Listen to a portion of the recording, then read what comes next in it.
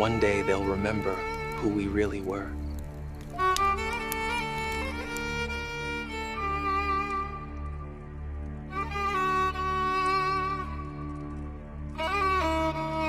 The woman the whole world calls the mother of God was a black woman from a dusty little town in the Middle East. And somebody spent 1,500 years painting over her face. That is not a guess. That is not me trying to stir a pot. That is what the geography says, what the bloodline says, what the oldest statues in Europe say, and what the early church writers said before the cover-up got organized. Mary was not pale. Mary was not blonde. Mary was not the soft little porcelain figure sitting on top of your great aunt's piano. Mary was a brown-skinned teenage girl from a working class family in a part of the world where everybody around her was brown too. And the reason that matters, the reason somebody worked so hard to hide it, is the same reason it always matters. Whoever owns the face of the Holy Mother owns the imagination of the whole world. So let us walk through it. Start with where she actually lived. Mary was from a town called Nazareth, up in the region called Galilee. Galilee sits in the northern part of what we now call Israel and Palestine. Hot land, dry land, sun beating down on it 300 days a year. The people who lived there 2,000 years ago were not pulling up in air-conditioned cars. They were walking everywhere, working in fields, drawing water from wells, sitting outside in that sun from sunup to sundown. There is no version of human biology where a population lives in that climate for thousands of years and comes out looking like somebody from Norway. The people of Galilee were brown, deep brown, the same color as the people across the border in Egypt, the same color as the people down in Arabia, the same color as the people across the water in Ethiopia. One connected ancient world full of brown and black-skinned people. And Mary grew up right in the middle of it. Now look at her family line. The Bible lays out her bloodline and Joseph's bloodline in detail. Both of them trace back to King David, the same David we already talked about, the one the book describes as Admony, that deep reddish-brown earth color. So Mary was a granddaughter, dozens of generations down, from a brown-skinned king. She came through Judah. She came through Ruth. She came through the same family tree where every single ancestor was a person of the ancient Near East, which means every single ancestor was brown. You do not get a pale daughter at the end of a line where every link is dark. That is not how blood works. Whatever David looked like, whatever Solomon looked like, whatever every grandmother in between looked like, that is what Mary looked like. The math is not complicated. Then comes the part of her story that should settle it for anybody still on the fence. After she had the baby, after the wise men came and went, Herod started hunting for the child. An angel told Joseph to take his wife and the baby and run. Where did they run? Egypt. They went straight down into Africa and they hid there for years. Years. Now, use your common sense. If this family looked like the Renaissance paintings, they would have been spotted in the first market they walked through. Herod had spies everywhere. Pale faces in ancient Egypt would have stuck out like a streetlight at midnight. But they did not get spotted. They lived in Egypt quietly until it was safe to come home. The only way that works is if they looked like the people around them. They blended in with Africans because they were the same kind of people as Africans. The story tells you what they looked like, and nobody wants to read it that way. Now here's the part that really opens your eyes. Go look up something called the Black Madonnas right now. After this video, There are over 500 ancient statues and paintings of the Virgin Mary scattered across Europe, sitting in some of the oldest cathedrals in France, Spain, Italy, Poland, Switzerland, and in every single one of them, Mary is black, not dirty, not faded, black, carved that way on purpose, painted that way on purpose. The most famous one is in a place called Chartres in France. Another one in Częstochowa in Poland. Pilgrims have been walking hundreds of miles for 1,000 years to bow down in front of a Black Mary. Kings have crowned themselves in front of Black Marys. Popes have prayed to Black Marys. These are not modern statues somebody made last week to make a point. These statues are 800, 900, 1,000 years old. They predate every blonde Mary you have ever seen. They are the oldest images of her on the continent. And the Catholic Church has tried for centuries to explain them away. Some priests say it is just candle smoke. Some say it is the wood darkening with age. But the records from when those statues were carved say the artist made them black on purpose because that is what the tradition said she looked like.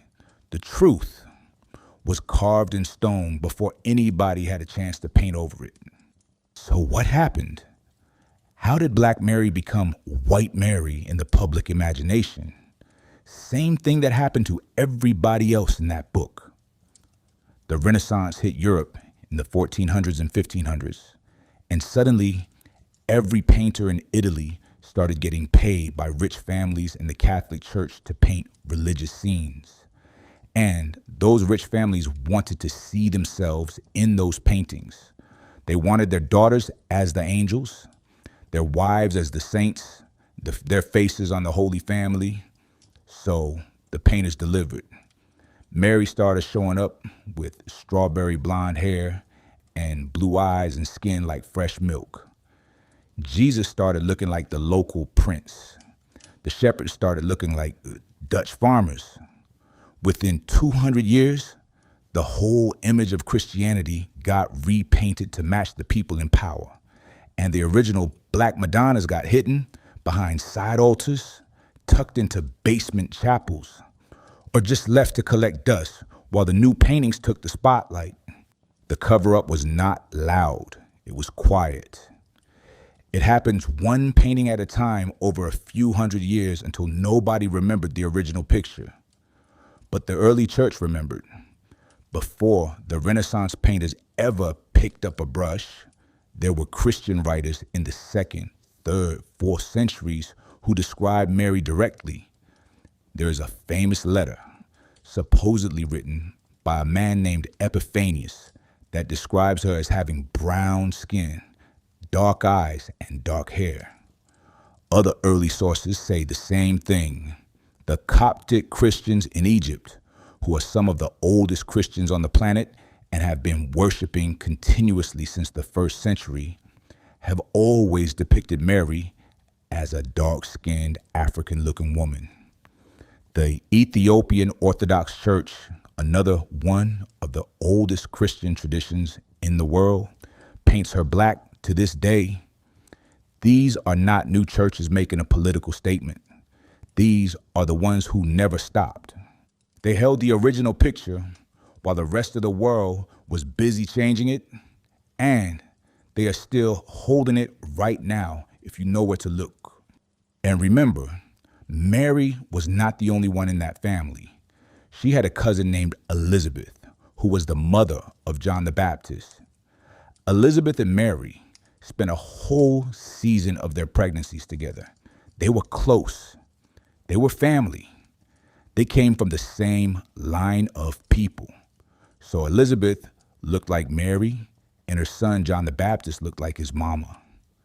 The man out in the wilderness, baptizing folks in the Jordan River, eating locusts and honey, wearing camel hair. That man was brown. His skin was tough and dark from years in the sun. His hair was thick and coarse. He looked nothing like the gentle, pale figure standing next to a river in those old Sunday school books.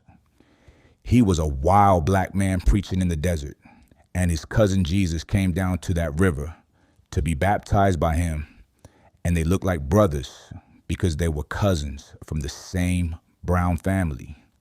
Now ask yourself why. Why does the world need Mary to be white so bad? Because Mary is not just a Bible character. Mary is the face of motherhood for half the planet. She is on prayer cards. She is on candles in every corner store. She is tattooed on people's arms. She is on the back of trucks. She is the most painted woman in the history of human civilization. So, whoever owns her face owns something powerful. Whoever decides what the Holy Mother looks like is shaping what the world thinks holiness itself looks like. And for the last 500 years, the world has been trained to associate holiness with whiteness because of what they did to her face. That is not an accident. That is a project. And it works so well that even black grandmothers who love Jesus with their whole heart have a pale Mary hanging above their kitchen sink, never knowing the real woman looked just like them. So let me bring this home. Every black woman in your family, every mother who held a child while the world was trying to take that child from her, every grandmother who prayed her grandbabies through hard times, every auntie who raised somebody else's kids because nobody else would, every young mama who got pregnant before the world thought she was ready and loved that baby anyway, all of them are walking in the same line as Mary. That is her people. That is her family. She was a teenage girl in a small town who got told something impossible was about to happen to her. And she said yes anyway. She raised a son under occupation, in poverty, while soldiers patrolled her streets. She watched that son grow up and get taken from her by a government that did not care about her tears. If that story does not sound familiar to black mothers in America, I do not know what does. She is not somebody else's mother. She is yours. She always was. And the picture you've been shown your whole life is not the picture the world started with. The world started with a black Madonna in stone. The world started with Coptic icons of a dark-skinned mother holding a dark-skinned child. The world started with Ethiopian paintings of a black family at the center of the whole story. Somewhere along the way, somebody decided that picture had to go, and they spent 500 years painting over it, but paint cracks, paint fades. Yeah? And the stone underneath is still black. It was always black. It is black right now in those old cathedrals while we sit here talking. If this opened your eyes, share it with the women in your family who need to see themselves in this story. Drop me a comment and tell me if you had ever heard about the Black Madonnas before today. And stay with me because we are just getting warmed up. Let us walk into a part of this story that nobody preaches on a Sunday morning. When the angel Gabriel showed up to tell Mary she was about to carry the Son of God, she was not in a palace. She was not in a temple. She was probably grinding grain or fetching water or sweeping the floor of a one-room house with a dirt foundation. Nazareth in her time was a village of about 200 people. 200. That is smaller than most apartment buildings in Atlanta. Archaeologists have dug up that town and found out it was so poor, it did not even have a paved road through the middle of it. The houses were carved into the side of limestone hills. People shared walls with their goats and their chickens. There was no glass in the windows, no running water, no fancy clothing. Mary was a country girl from a country town, and the people in that country were dark-skinned working folks who labored in the dirt all day. So when the angel called her favorite among women, he was not picking somebody out of a royal lineup. He was reaching down into the poorest corner of an occupied country and choosing a black teenage girl that the world would have walked right past. And think about the courage it took for her to say yes.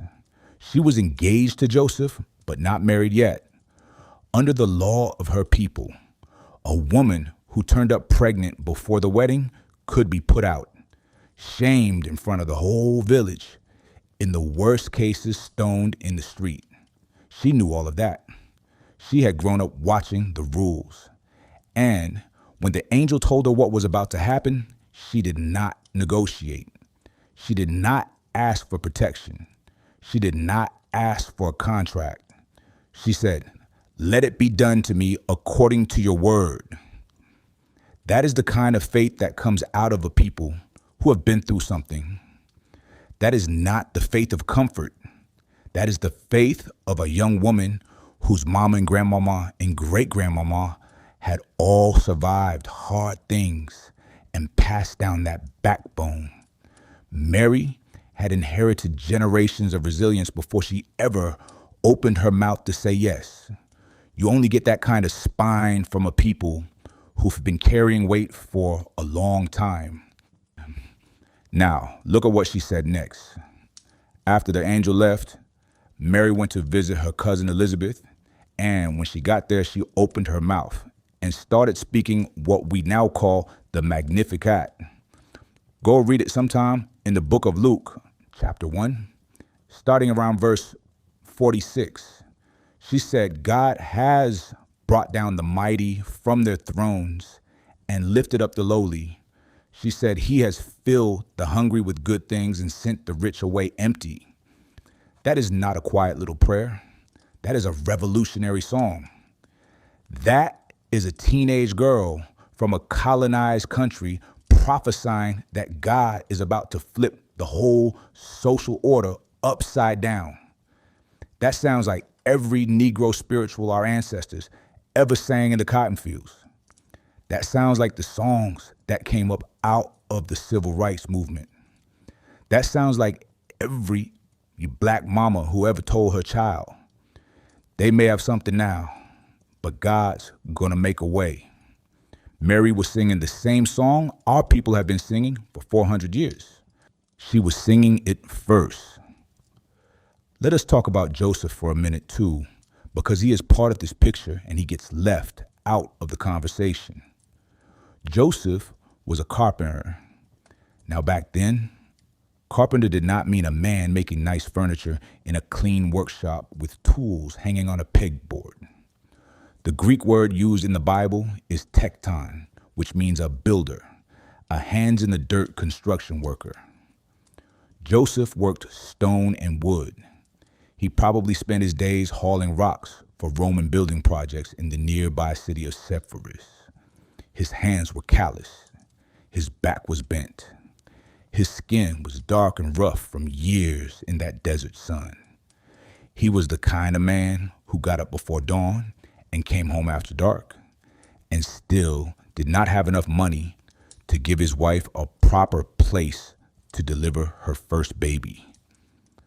When Mary went into labor in Bethlehem, the best he could do for her was a stable, not because he did not love her, because that was all a working-class brown-skinned man could afford in a country full of people just like him.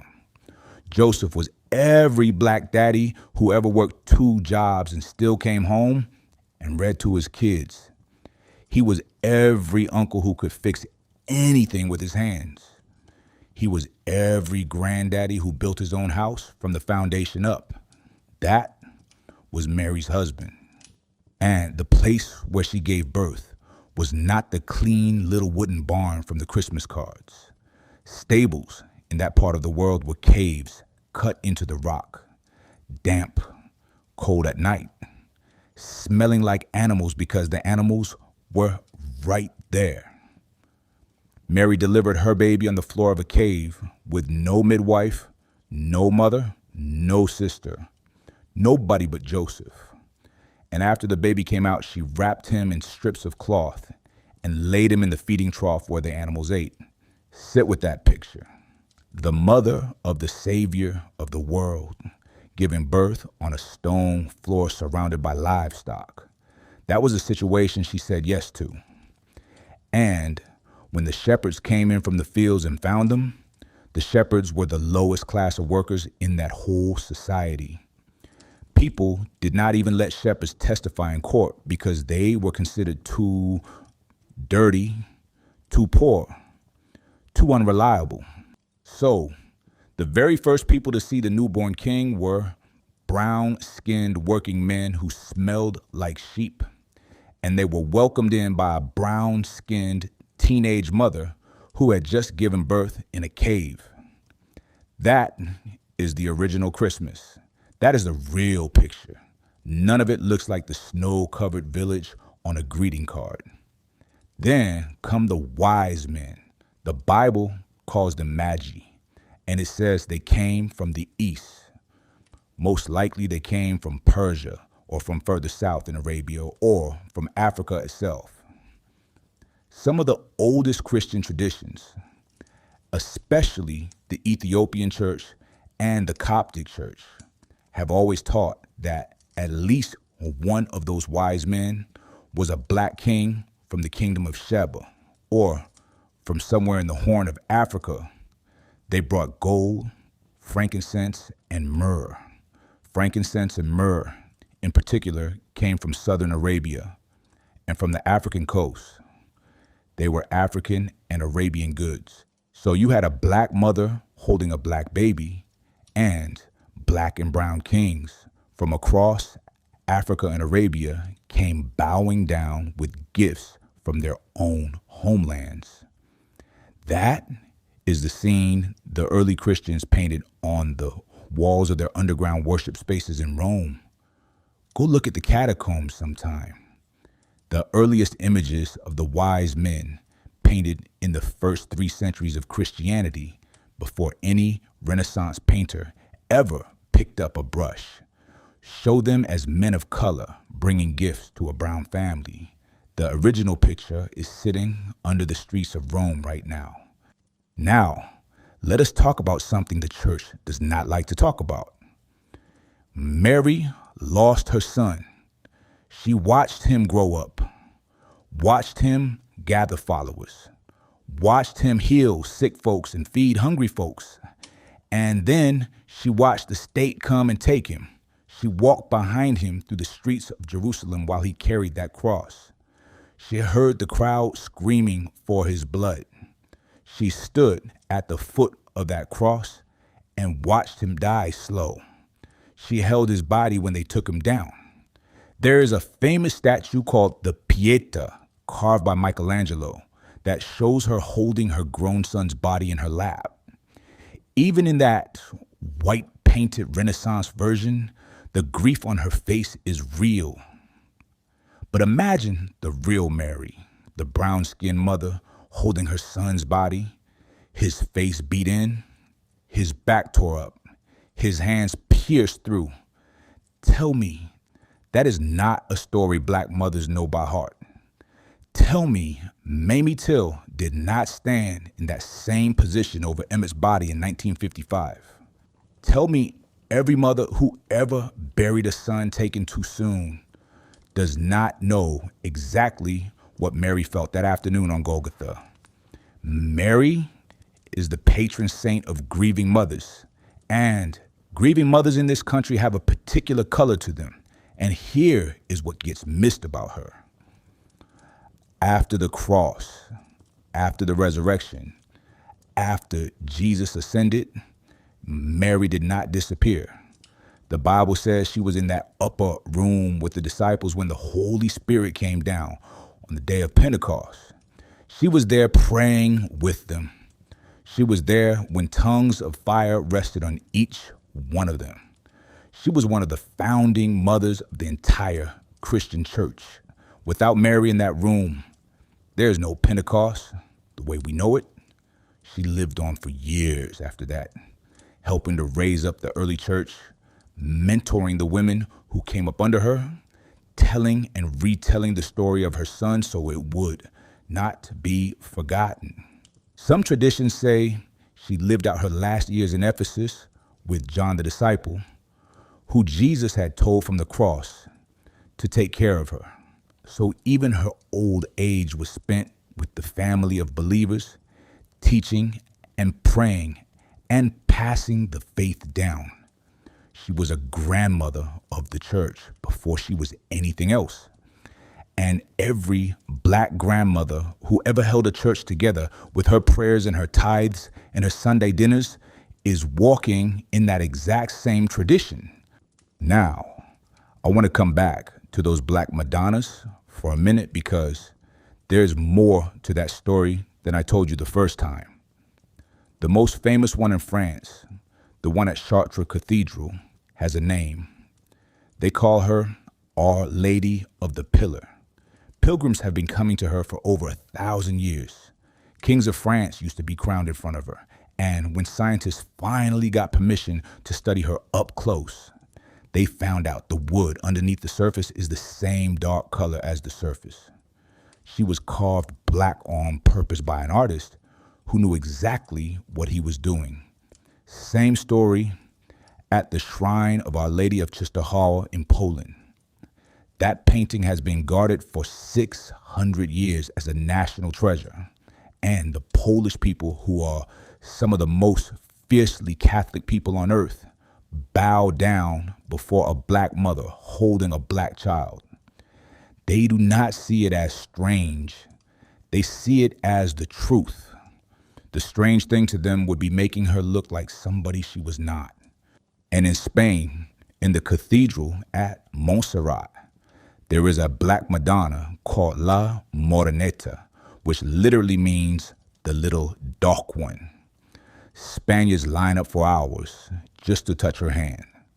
These are not hidden statues. These are the patron saints of entire countries. The Black Mother of God has been the spiritual mother of half of Europe for 1,000 years, and most American Christians have never heard a single word about it. So why have we never heard? That is the question that should bother you. You can sit through 20 years of Sunday school, 40 years of sermons, 60 years of church, and never once hear a pastor mention that the original images of Mary across Europe show her as a black woman. Not once. That silence is not accidental. That silence is the cover-up still working, because the moment you find out the truth, you start asking other questions. You start asking why the Jesus in your sanctuary looks like he just stepped off a beach in California. You start asking why every angel in the stained glass window has blonde hair. You start asking why the whole visual vocabulary of holiness in this country has been built around one specific kind of face that has nothing to do with the people in the actual book. And once you start asking those questions, you cannot stop. That is why the silence has to be so careful. They are not protecting Mary. They are protecting the system that put a fake face on her in the first place. But the truth is doing what truth always does. It is coming up. People are finding the old statues. People are reading the old letters. People are looking at the genetic studies of Middle Eastern populations and seeing what the data actually says about the people who lived in that region 2,000 years ago. The information is out there now. In a way, it was not when our parents and grandparents were coming up. We are the first generation in 500 years who can just pull out our phones and look at a black Madonna from a French cathedral in 3 seconds. Our great grandmamas did not have that. They had to take the picture the world gave them. We do not. We can see for ourselves, and once you see, you cannot unsee. Once you know Mary's real face, every blonde Mary you walk past for the rest of your life is going to look like a stranger to you, because she is. So pass this on. Tell your daughters. Tell your granddaughters. Tell every young black woman in your life that the most honored mother in human history looked like her. Tell her that when the world tries to make her feel invisible, she is walking in the footsteps of a teenage girl from Nazareth who said yes to God when she had every reason to say no. Tell her she comes from a long line of mothers who carried impossible things and made it through.